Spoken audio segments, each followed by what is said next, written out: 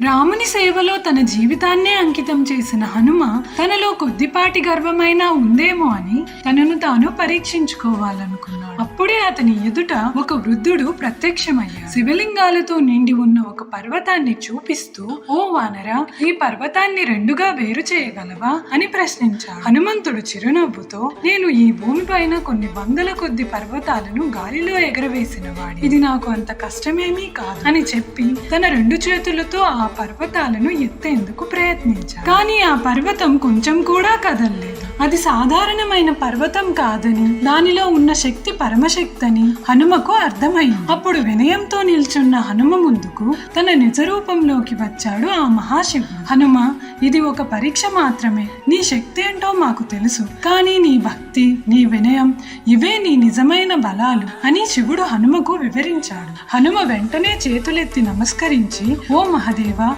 నా లోపలి తుది గర్వపు ధూళిని తొలగించినందుకు మీకు ధన్యవాదాలు" అని చెప్పాడు.